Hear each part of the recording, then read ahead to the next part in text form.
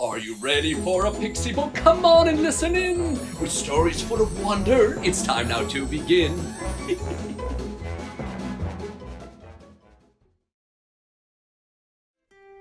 Hello, children! Are you ready for a story? Oh, wonderful, because I'm ready to share one with you. Oh, and here's the storybook. Ah, is everyone comfortable? Okay, let's begin. Today's story is called Pinocchio. There once was a kind woodcarver named Geppetto. He made toys for all the children in his village. However, sometimes he felt sad because he had no child of his own. Then, one day, he had an idea. I'll carve a puppet out of wood in the shape of a boy. And so he did, and named him Pinocchio. Before going to bed one night, he noticed a bright star in the dark sky. Gazing at it, he made a wish that he would have a real son. As he slept, a blue fairy flew into his house. She tapped Pinocchio with her magic wand and whispered, "Now, you can walk and talk, but if you want to be a real boy, you must always be honest and brave. And if you ever tell a lie, your nose will grow. To help you be a good boy, here is a cricket friend for you. Now, I must go, but if you ever need help, just call for the blue fairy." The next morning, Geppetto woke to find Pinocchio playing chase with the cricket. "Oh, you can walk," he said. "And I can talk," Pinocchio answered. Soon after, Pinocchio said to him, "I want to go to school like other children." Geppetto agreed, but he didn't have money for books or a backpack to carry them. So he sold his coat to buy them, and he filled the backpack with lots of wooden toys for Pinocchio to share with the children. The next morning, Pinocchio put the cricket on his shoulder and left for school. On the way, he met a fox and a cat. "Where you going?" the fox asked. "I'm going to school," answered Pinocchio. "Wouldn't you rather come with us to a party?" the fox said. "There will be games and presents for everyone." "Well, you can go to school tomorrow," the cat added. The cricket cried, No, don't listen to them. Go to school." But Pinocchio ignored him and followed the fox and cat down a dark, narrow street. From out of nowhere, someone grabbed his backpack and ran away. All his books and toys were gone. When he returned home, Geppetto asked, "Where are your books?" I left them at school," he answered. Suddenly, his nose started to grow. "Well, what about the backpack and the toys I made?" "I gave them all away," he said, and his nose grew even longer. The cricket said, "Tell them the truth. Be brave, like a real boy." So Pinocchio told Geppetto the truth, and his nose returned to normal. "I'm so glad you weren't hurt," Geppetto said, "and thank you for being honest." The next day, Pinocchio and the cricket left for school. When they were almost there, a colorful bus playing music drove up to them. "Hop on for a ride to the Seaside Amusement Park," a clown called. "Lots of free candy and ice cream and games for everyone." "Don't get on," warned the cricket. "You need to go to school. Remember what happened yesterday?"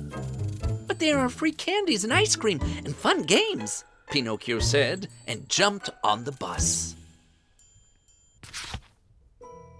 When they arrived, he noticed something very strange. There were donkeys everywhere and only a few children. Luckily, there was candy and ice cream, and Pinocchio started to eat his fill. "Oh, this is the best," he started to say, but his voice cracked. Then he started to bray like a donkey. "Ee-aw, ee-aw." The cricket watched in fear as his ears started to grow long, first one, then the other. Then his legs and arms shot out. Soon he was walking around on 4 legs, not 2.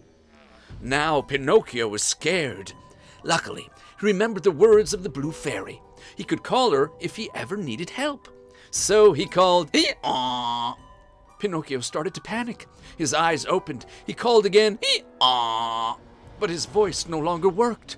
So he sat down, closed his eyes, and called out to her with his heart. Just then, she magically appeared by his side.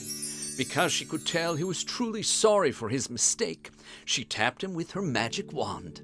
And just like that, he was a wooden puppet again, who could walk and talk. With a sigh of relief, the cricket jumped on his shoulder. Just then, a man appeared to harness the donkeys. He saw Pinocchio and picked him up. "What's this wooden junk?" he said, and threw him out into the sea. Pinocchio and the cricket bobbed on the water far away from the shore. Then a strong wind picked up and blew them right into the belly of a passing whale. Pinocchio started to cry. "Oh, what have I done?" Then they heard a voice. "Don't cry, little one," it said. "Come here, and I'll take care of you." Pinocchio followed the voice, then cried with delight, "Papa, it's you!" Geppetto couldn't believe his eyes. "My boy, I was looking for you everywhere. I even took a boat to search the sea and was swallowed up by this whale."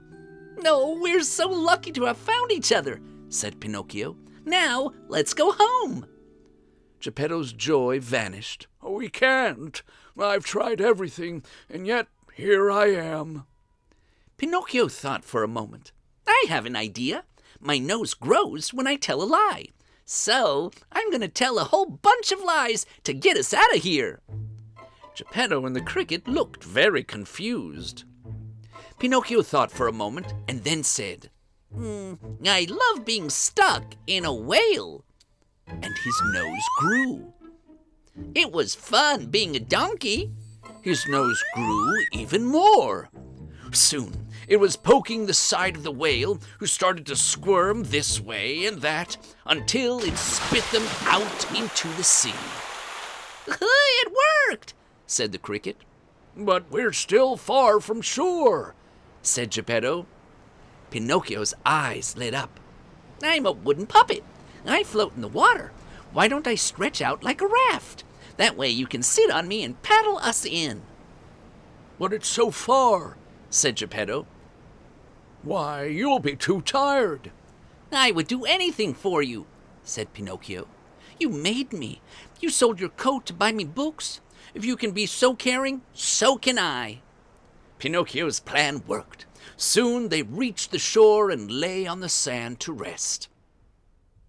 After a while, the crickets started to laugh. Look! Look! Pinocchio's changed!" The wood became flesh. His wooden eyes became real. His arms, his legs, his face, even his nose, all became real. "He's a real boy now," said the cricket. And sure enough, he was. Geppetto took him in his arms and hugged him with all his might. "My son, honest and brave, my wish has finally come true." The end. Ah, what an adventure! I hope you enjoyed learning how important it is to be honest, brave, and kind-hearted. See you next time! If you have a story you'd like to hear, then comment below, and I'll ask Storybook if he knows it.